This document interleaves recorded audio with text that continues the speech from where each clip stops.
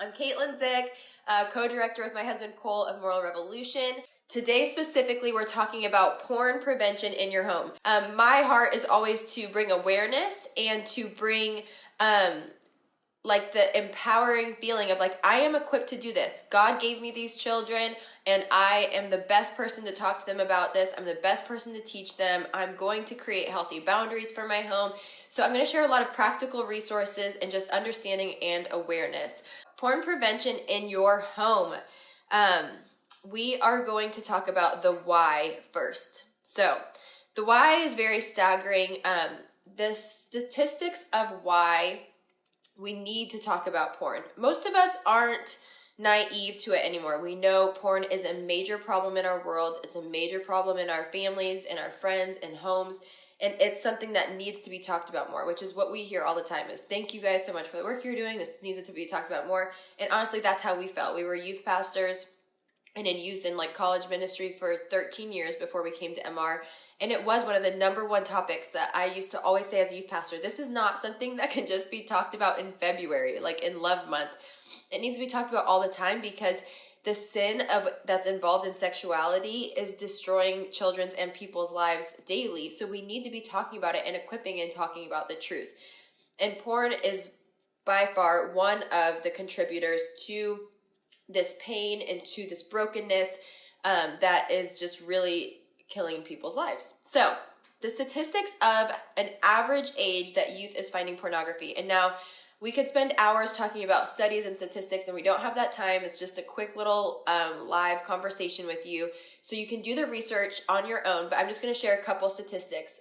This one, though, specifically definitely lines up with various studies. It's not just this one study said this once, but various studies have all kind of found that the average age a youth is finding pornography is ages 8 to 11. What? Like, I know it's true, but I think, and for me, I can get kind of desensitized to hearing this statistic because we talk about it all of the time. But my boys are 8 and 10, like my older two. And to know that they are in the age range of finding it, which obviously we are doing everything conversationally and protecting our kids. But then what I've even had conversations with my boys about is, look, I know you haven't seen anything. We want you to know if you do, you can talk to us. But you have to understand some of your friends have. Like they have seen these things. And whether somebody showed them or they found it on accident, some of your friends have seen these things. And equipping them to have conversations, because so many of the kids that are finding it accidentally. Oh, I didn't write that statistic down. It's something like, I think it was 67% of kids are finding it on accident. Like they're not going and saying, what is this? I want to find it. They're finding it on accident. I think somebody brought this up. Porn sells kids. So Exodus Cries, one of our great movement friends, and they are really going after Pornhub right now. And one of the statistics and things they just shared recently was that Pornhub specifically, but I'm sure other porn sites, they actually use words like in their behind the scenes, like Google stuff is like Dora the Explorer in kids shows to target kids and to get kids to find it. There's pop-ups and stuff everywhere. I mean, pornography is everywhere. So a lot of the times kids are finding it on accident. And really what we've seen from many stories, talking to many people, is that they find it accidentally and then their shame comes in right away of, I can't talk to anybody about this. So then they get stuck and they get stuck in a cycle of whether it's addiction or curiosity. There's so much that comes from just not talking about it. So yeah, our boys are 6, 8, and 10. My 4-year-old girl, we haven't had the conversation yet with. We've talked about body parts and stuff, but the porn conversation, our boys know what pornography is. Porn itself isn't a bad word. It's naming a very bad thing, but like the word porn isn't bad. And I think sometimes we think, ew, this is like terrible. I don't want to talk about it. And we want to avoid it. And we talked about that last week. You can go back on our YouTube channel to watch our last 3 weeks of parenting couch conversations. All of them were amazing.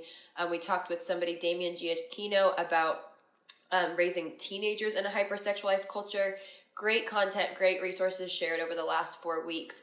But specifically knowing we need to have these conversations because it's coming in at all levels. Our kids just need to be aware of it so that when they see it, thank you so much, Marantha, OB, you're the best.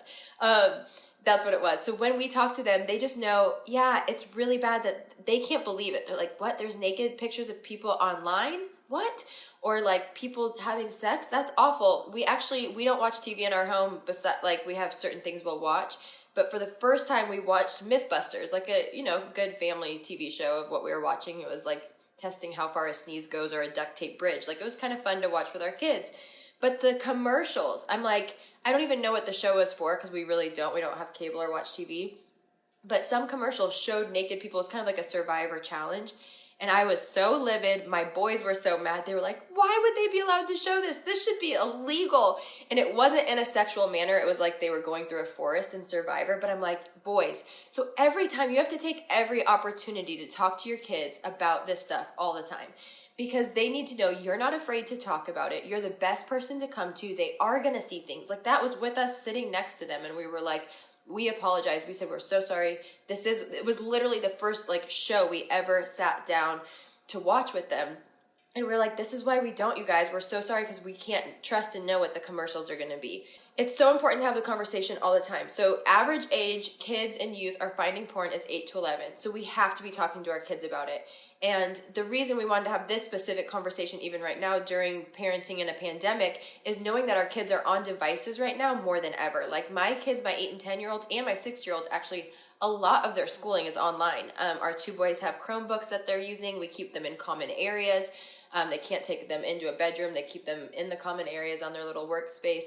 But there's more boundaries. We'll talk about that later, but our kids are on the screens, and some of you might be struggling where you're like, I have to go to work or I'm working. I can't watch them 24/7. So we're going to talk about creating healthy boundaries, but that's why we wanted to have this conversation now, is knowing that we're inundated with screens more now than ever before, being home so much. So 8 to 11 is the average age, but the APA, which is the American Psychology Association, discovered as young as 5 years old, kids are finding porn. 90% of youth, and this statistic is also in America. I'm sorry I don't have global statistics for everybody not tuning in, but I'm pretty sure they're somewhat similar. 90% of youth have seen it by age 18. This one is just heartbreaking too, and it's staggering. Before this pandemic and we could gather in churches, we did a conference in Sacramento, California with about 18 to 25-year-olds. And my husband, I had no clue he was going to do this. He just kind of boldly said, like, hey, if you've seen porn, we were talking about porn. The session was all about porn. And he's like, if you've seen pornography, so it wasn't necessarily if you're addicted to it, but if you've seen it, then please stand up. And the entire room stood up. And it was one of the most sobering moments to be like, oh my gosh, our generation, this next generation, we were never created or designed to see this. The things that happen to the brain that science shows, like faith or not faith-based, science proves what porn does to the brain, what it does to our soul, and it's so staggering, it's so damaging. And then to see and feel this room of hundreds of people say that they have seen it, it's so important for us as parents to have these conversations, because that's how we can prevent porn in our homes. It's conversations, it's relationship, it's trust building. And I think a lot of the times, which this is what we talked about last week, is there's shame or things of our own life as parents that stop us from wanting to have these conversations. And we can't let that be the excuse. We have to protect our children. We have to protect this next generation, and we have to talk about it. So I love at the beginning, some of you said, like, not a parent. Awesome. Stay in here if you're not a parent, because we need everybody to talk about this and just raise the truth about what's going on. This study is actually from the UK, and it was 60% of students surveyed in the UK said they watch porn to fill in the gaps of their sex education. So when parents aren't talking about it, but everything kids are seeing, whether it's the music they're listening to, the shows they're watching on Netflix, their friends they're seeing on Snapchat, everything is bombarding them with sex. And if they don't have parents that are talking to them about it, because we believe school is, or church is, or somebody else will do it, then they will inevitably find the answers. And we want to have us be the source, not the Google bar, not Pornhub. And so knowing that 60% of students said that is also heartbreaking. And then here's the other statistics, which this one is kind of a wide range. It says 40 to 88% of pornography is violent in nature. That's a big gap, but that's because they have to base it on what their view of violent is. And y'all, doing this work and knowing what is going on in the pornography world is insane. It's mostly violent. It's mostly like, it will literally be rape scenes, child abuse, teenagers. I mean, it's sickening what this is. So we're not even saying like, oh, they're looking at it for sex education. This is not sex education. This is abuse. This is sin. It's evil. It's just so destructive. So I think for me personally, my story is I've actually never seen pornography. One time when I went to a party after I became a Christian, they had it on at the party and I was able to look away right away and just realize what was happening. So for me personally, I've actually just never seen it. So when I hear what's actually going on, I'm just like, I can't imagine, because my own story, my own past, which I shared some of last week, really made me have to do some mental healing and work. So I'm like, I just can't imagine if that was another piece. And again, I know some of you watching, a lot of you watching, that is part of your story, but all the more reason that we need to overcome this and we need to talk about it. Last statistics I'm going to share is that the Novus Project did research, and about 60% of parents who give their kids smartphones do so between the ages of 10 to 11. Again, no judgment, because some of us watching are like, my kid has a smartphone, he has to, blah, blah, blah. I'm going to give some resources on how we can circumvent some of this so that our kids can be protected. Because here's the deal. The more we know about the online risks that we've just talked about, then the more we realize that filtering needs to begin as soon as your child has access to the internet. Filtering needs to begin as soon as your child has access to the internet. Because, I said last statistics. I do have one more statistic I want to share. Today, 1 in 10 visits to a porn site, so 10%, if I'm doing my math correctly, 1 in 10%, or 1 in 10 visits to porn sites are from children 10 years and under. 10 years and under. And I think I already mentioned that a lot of these websites of porn hub and different things, they'll use different terms to sneak it in and have children find it. So lastly, we don't have to wait. Sometimes, I don't know if your personality is anything like mine, but I do wait. Like, I'm a procrastinator at times, where I'm like, it has to be perfect. I got to know exactly what I'm going to do and how I'm going to do it and blah, blah, blah. It just doesn't work when it comes to this. We're living in an ever-changing culture, ever-changing technology with our children. We can't just be waiting for the perfect moment. We have to have the conversations and do the things when we can. So we don't have to wait for the perfect product to protect kids from porn. Just start today. Do something today.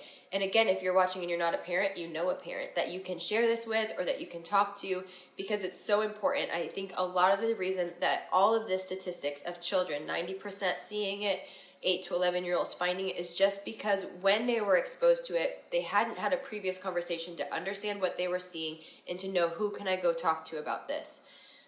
Our boys know to come to us the second they see something. We told them, you probably will. Like, you will see something sometime, and we want you to talk to us. And they were like, ooh, gross, that's so awful, which I'm like, glad they feel that way. But then my husband said, which made me uncomfortable in the moment, okay? There's things about this that make us uncomfortable. It's what we do for a living, so I understand. But he said, you might not feel ew, gross one time when you see it. Like, when you get older, you might not feel those ew, gross feelings. You might be curious, or you might be like, oh, what is that? He's like, I still want you to talk to me. He's like, we can talk through it. We can work through it. So please, always just making sure your relationship with your child is strong. And around this topic, they know that they can trust you, that you're a safe place. Sometimes I've heard of parents doing like a boundary type thing. This isn't a boundary. This is like a safe space for conversation, of saying to their child, especially if you're raising teenagers, it's called like the 24-hour rule, where they know they can bring anything to you. So maybe it's like, I don't know, whatever your worst case scenario is. It could be they went out and got drunk, or they smoked something, or they saw something, like, I don't know, whatever. But the kids know that they can come to you and you won't react, but you'll respond. And so what they have is this understanding of a 24-hour rule of saying, you know what, thank you for telling me. I'm going to go take time to talk to mom or dad, husband or wife about it. pray about it, I need to think about it, and we'll talk again within 24 hours. So they don't have to fear a reaction of, what were you thinking? How could you? You're grounded for a month. Like, you can't talk to them. All of the reactions that would be very natural to have is taking that 24 hours. So even just creating things like that in your conversations, again, we're not parenting teenagers yet. I talked to a friend of mine who is parenting teenager, and I think down to like a 7-year-old. And I was like, please tell me what you've done, what you've worked through, what has been the things that are actually helping you. And that's actually some of the resources I'll share in a little bit. So that's the why. The statistics kind of blow our minds if we haven't heard them before. This is the why. This is why it's imperative. I know lots of people who aren't talking to their kids about it, and I'm just like, please just talk to them about it. It's not scary. People sometimes ask like, well, won't that make them curious to go look at it? But I'm like, I don't know. For me, that's like me living in fear. I'm like, I'm going to keep talking to them about it. And honestly, that might be some people's story, so I don't want it to sound judgmental, but my kids are going to know as much as they want to know. We always tell them, you can ask whatever you want and we'll tell you as much as you want till you're comfortable. So when we're even having a conversation, we will say to them, like, do you want me to keep going, or is this too uncomfortable? Because we can wait till later. And so it gives them the sense of like control in the conversation, of controlling what they want to hear and when. And so we actually have my 6-year-old who sometimes wants to know more than my 8 and 10-year-old.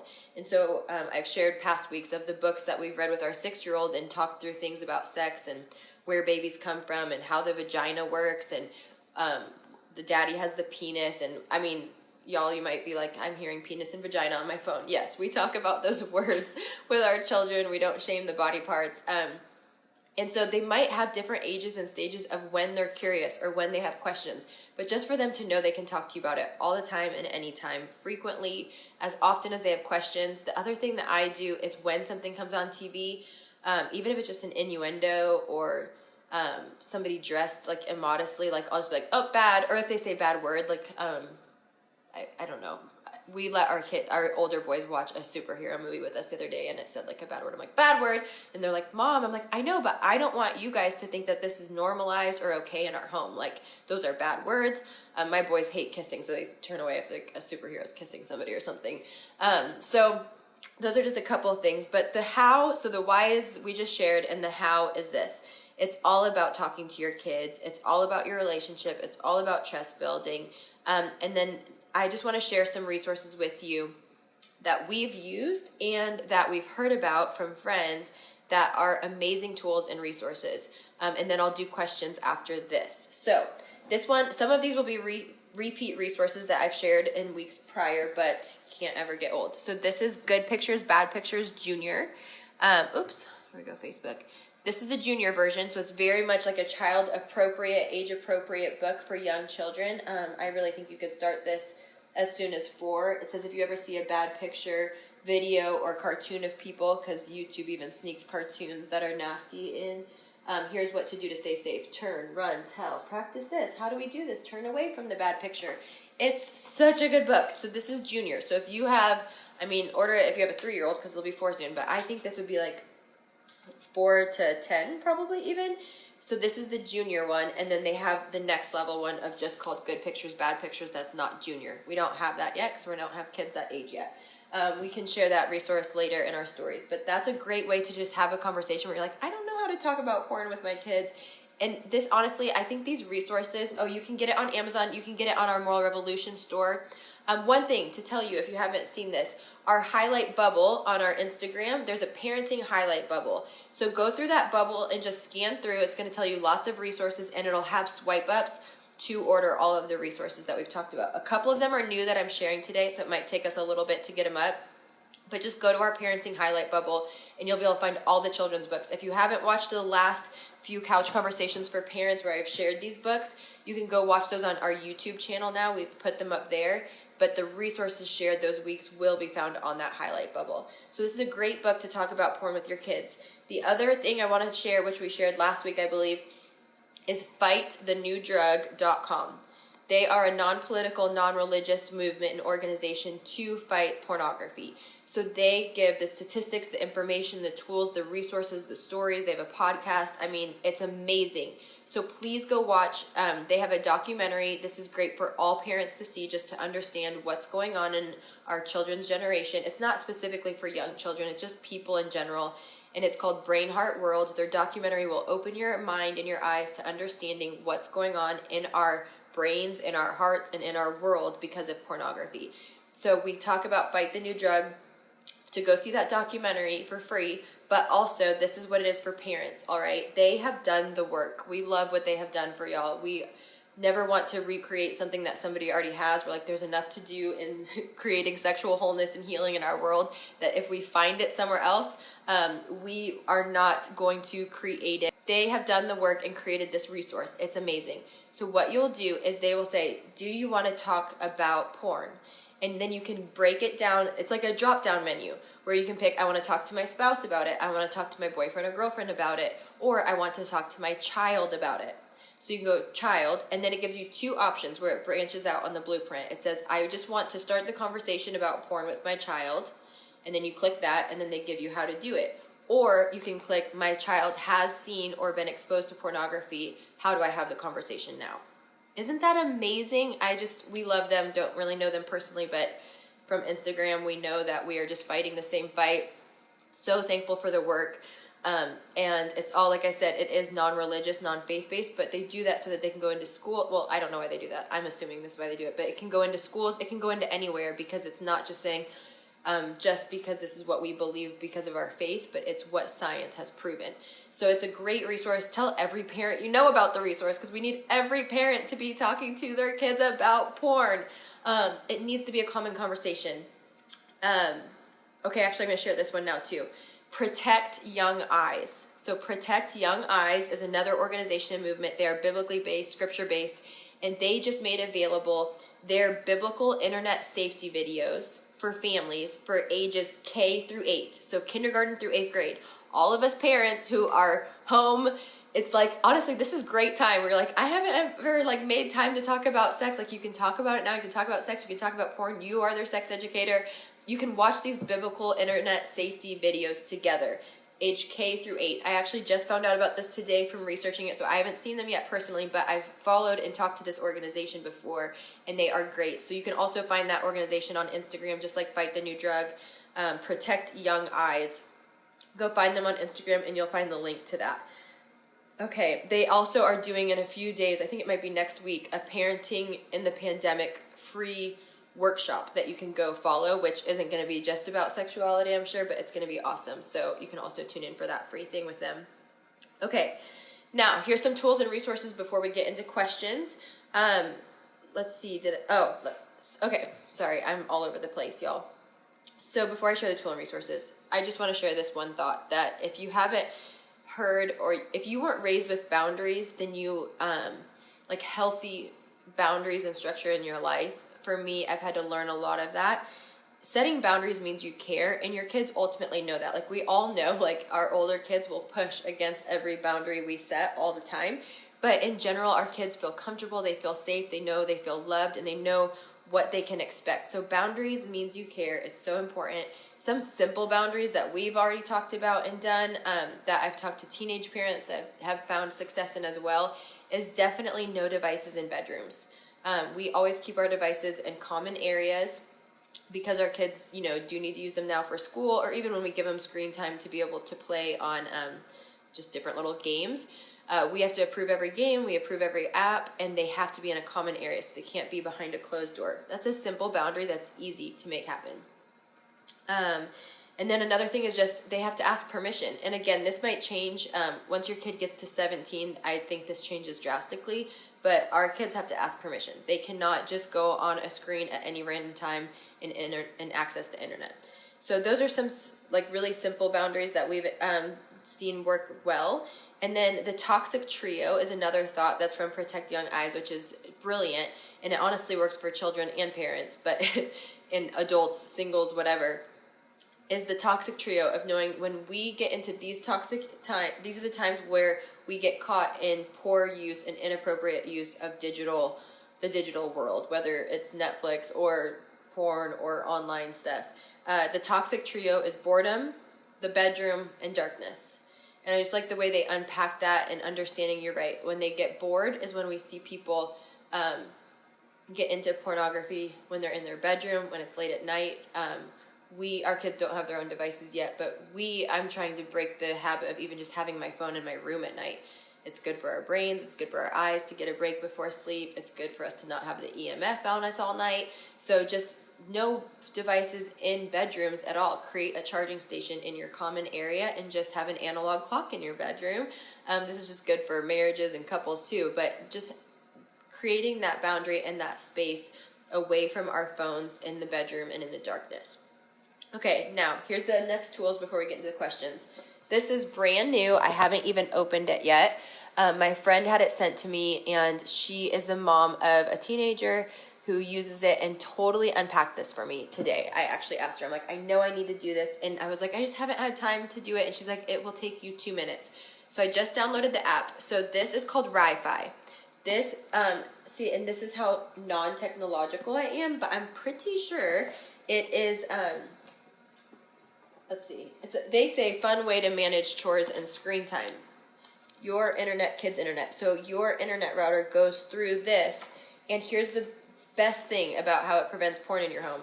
This little sucker blocks 21,000 adult websites right here. Just plugging this in. This in itself blocks those 21,000 porn websites. Now, again, none of these are the solution. They're not the end all. These are great tools that you are using to protect your home, and your spouse, and your kids. There's always ways around things, but this is a great tool. And it's really easy to use. You can find them. The app, this is what I already discovered by getting the app. It's called WiFi. So WiFi, RYFI. And they have an Instagram, but they just started it. So it has it's very small content right now, but you can also look it up and go to their website. But what I love about this is when you get the app, you'll have your home account for your WiFi, and then you'll have each child, y'all. So say you have a 15-year-old son, 13-year-old daughter, and then a 6-year-old son. What you can do is they each have their own spot on the app, and you can literally limit. You can say it's study time or it's bedtime. So study time would mean you're just blocking the distracting apps. YouTube, Snapchat, social media, whatever distracting apps. I think you get to go customize it, but you just block out the distracting apps during study time. So if they still need to be on their phone, because we're all doing distance learning right now, or not phone or computer for distance learning, it will cut out just the things that are distracting during study time, and you limit what hours those are during. And then bedtime, it just boom, off, done. So what's great about it is you can shut it off for your home at night. You can be like, hey, every night at 9:30 or at 10 o'clock, we want to just be unplugged. So you can have it set to turn off Wi-Fi. So this is amazing. I've talked about it enough. Go look it up. It's a great tool for your home. The next one, the other tools that I have to share. Thank you for sharing the website. You're amazing, Red Mets. I don't have them in hand, but it's called Gabb Wireless, Gabb Wireless.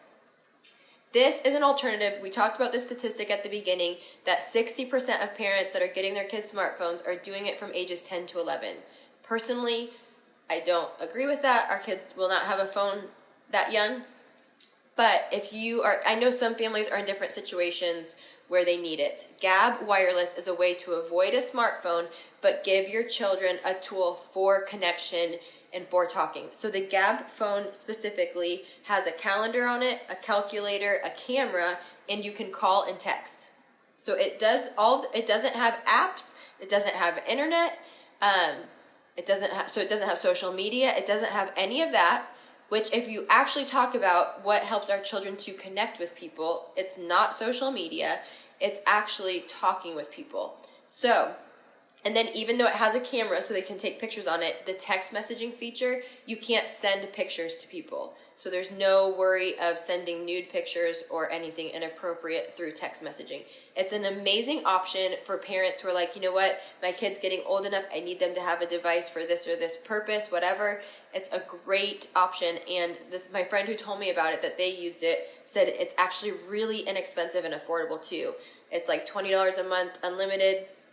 And then the actual device itself is about $99 to buy. And I'm working on getting a promo code to share with y'all. It's a porn-proof phone for your kids. So once your kids get to the age where you're like, man, our family needs them to have a phone, or we want to give them a phone, please opt for really considering why they don't probably need a smartphone. They don't need access to all of the internet. They don't need access to all of the social media apps. That's a whole nother conversation, but every social media that I'm aware of has full-on pornography on it. There's pornography on Facebook, there's pornography on Instagram, there's pornography on Snapchat, there is pornography on these apps. Now, I know these apps do have some parental controls. Again, I haven't researched this fully because I don't have kids there in those ages yet, but I do know they have parental controls. I just also know there's probably ways around it for teenagers, especially smart ones who want to figure out. Oh, Pinterest too. Yeah, there's pornography everywhere. So I just don't know why our kids need smartphones. And especially now that there's some option like this that is amazing, to where they can still connect, calculate, have a calendar, text us, call us, but they can't do all of those things. So Gab Wireless, you can find them on Instagram. You can find their website. Another great tool for parents to know about is called Bark Technologies. Bark, like as in a dog barks. So the whole idea of Bark is to help parents.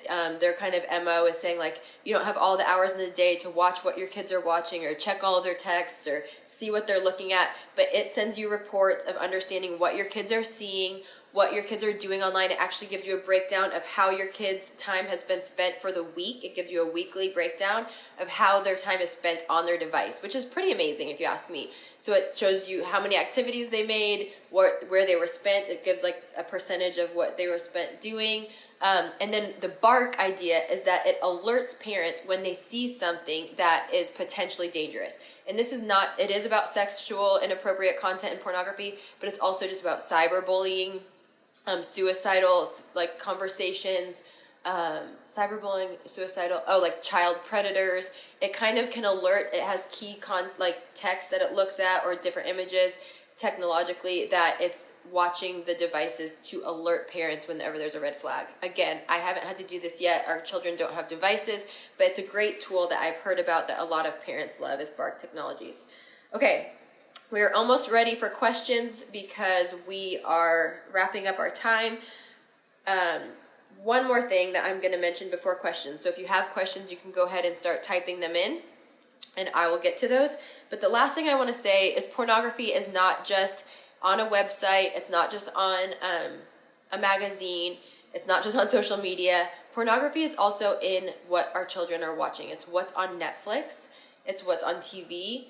The definition of pornography is sexual content that causes arousal, or it's just sexually inappropriate content. Well, that's in like a lot of TV shows, almost all that I can think of. But then also most recently, I've specifically gone to watch things on Netflix knowing what teenagers, I always want to be watching what teenagers are watching, not like I don't binge watch them. I watch one episode to understand what they might be watching. And on Netflix, I only say this to bring awareness because I hate that parents wouldn't know and just think, oh, it's on Netflix, it's okay. I saw a full penis, obviously a full butt, full boobs, a full sex scene that like I said at the beginning, I've never seen pornography personally myself, but I have seen pornography on Netflix. Oh yeah, Pure TV is another great resource that is like Netflix, but it's pure. So here's the deal, two things. One's really good news, and it's really new, is Netflix just increased parental controls. So you can change, let me think of the way to say it. Okay, you can apply separate parental controls now per profile. So like we have like our kids' profile and our profile, and you can apply different parental controls on each profile now, which is new.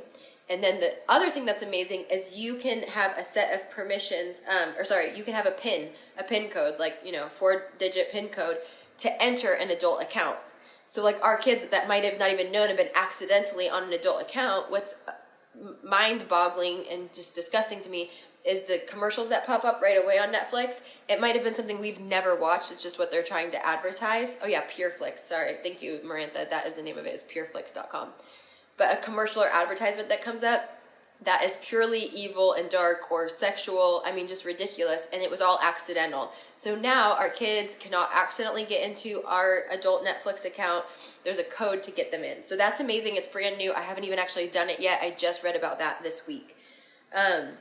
So that is the last thing I'm going to share before we do questions. Yeah, there's Google Safe Search. There's a lot more, y'all, but I didn't want to take hours and hours. It's supposed to be a quick IG live. It is good to do our homework and be aware. I'm all about raising awareness because I know as parents, we are busy. And right now we're even busier with trying to homeschool our kids. So our plates are full, and sexuality is only one topic around everything else we're talking to our kids about and dealing with. And so I just know it can sometimes kind of take a back burner. So important to have these conversations, do the research, do the homework, and honestly just have a conversation with your friends, your other parent friends that you're like, how are you doing this? How are you doing that? And talk to each other and just kind of build each other up in this. Okay, ads, and when shows are over, these accounts will put something else on automatically. I set a timer to check in with my kiddos. Yes, that's so important. And Covenant Eyes is a great porn blocker. XXX Church also has one called Ever Accountable. Those are great tools for people who are struggling already with watching porn, which I do know is a ton of children and teenagers as well, but those are great for adults. Covenant Eyes and XXXchurch.com both have great tools for having accountability around pornographic sites. So you set up an accountability partner who gets an email every time you go to a questionable site. And the XXX Church one we had for years. And again, here's the deal, y'all. My husband has never seen pornography besides the magazines he found it as a kid. He's never looked at it. He's never masturbated to it. He's never struggled with it. But we still got the software because why not? Why not just ensure our safety and that this isn't a problem and just be accountable?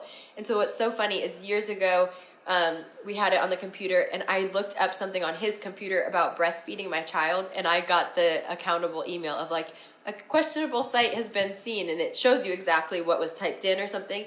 And so it was just my breastfeeding one, but I'm like, I know that this software works. Like, it just saw breast and it worked. So there's so many different resources and softwares and things like that out there to help us when we're caught in this struggle. If you go to protectyoungeyes.com or their Instagram, they actually have a lot of this content. I highly recommend you go follow Protect Young Eyes, and they actually even have some other things similar to the WiFi that they suggest. This is just the first one that I've gotten my hands on and that I've heard about. Yes, porn is not a gender-specific sin. The numbers and percentages of girls and women struggling with it as well are staggering, and so it is really important that it's talked to both girls and boys about.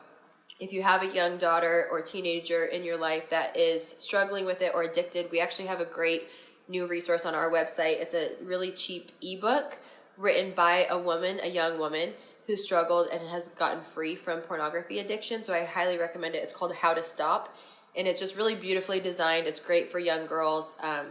The author is in her 20s. And it's a great resource of how to get free from pornography if you're a young woman. The concepts of it would work for a young man too, but I just love that it's written by a woman so girls really can identify and not have that extra level of shame on them that I am alone in this. How do you personally filter what you watch as an adult? Andrea, I'm not sure if that question is specifically about like what shows I watch.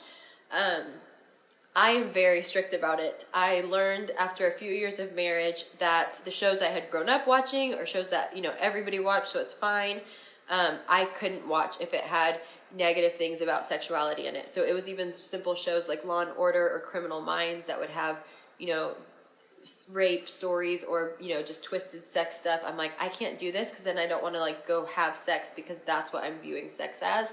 So I've just limited it. I can't be entertained by things. One of the things I say a lot to young people is we're being trained by what we're entertained by. And if I'm being entertained by crude joking about sex and sex scenes that are inevitably going to get something out of my body when there's a sex scene, like we weren't designed to see other people naked. We were designed only to see our husband and wife. We're not designed to watch it on TV, to watch it in a movie. Obviously, there's definitely some times or some movies where it comes up and we fast forward, but normally we just turn it off. And then one thing, I didn't share this, is one tool I use personally, and I use it on shows I watch, on movies I watch. It's called Common Sense Media. Common Sense Media. And I will just Google it with, we're going to go to a movie, or if I'm going to watch a show, you can look up the title in Common Sense Media. And this is a great tool for parents. I can't believe I forgot to share this one. It will tell you what's in the show. So it will say like drug and alcohol content, and it will give it a rating of how much. And then when you click on it, it will literally tell you exactly what happened. It will say, one will be sexual inappropriate. So it might be like a girl has a tummy shirt showing, they kiss each other, or they flirt, or they have sex. Like, it will tell you exactly what happens. Language is one, violence is one. It kind of it breaks it all down for the content. So I use that for my kids for sure, but I use it for myself. And I tell my kids that. I'm like, you guys, this is mommy protecting you, but mommy protects her own. I guard my own heart. I guard my own eyes. We're responsible for our spirits. And I'm teaching you how to do that. And so what's beautiful is there might be a movie that my kids want to watch because all their friends are watching it. Recently, we had to tell our son he couldn't go to a movie that the school was going to because of the inappropriate content in it. But what's so cool, you guys, is we haven't seen our children be like, oh, why do you do that? They're like, oh, that's so sad that that's in it. And like, I show them the rating and I show them what it says it's in it. I'm like, see, this is what's in it. Or if it says if it says God D, I don't know how to filter this for my kids. The GD bad word. I was like, we will not be entertained by that word. So if it's in a movie, like I think it was Jumanji, I looked it up because my son wanted to see it. I'm like, no, it says that it uses that word frequently. And I'm like, we're not going to be entertained by a movie that is saying that word frequently. What is the wrong in watching porn? You can go listen to our podcast. There is a lot wrong in it. You can watch Brain Heart World, the documentary on Fight the New Drug. Thanks, guys.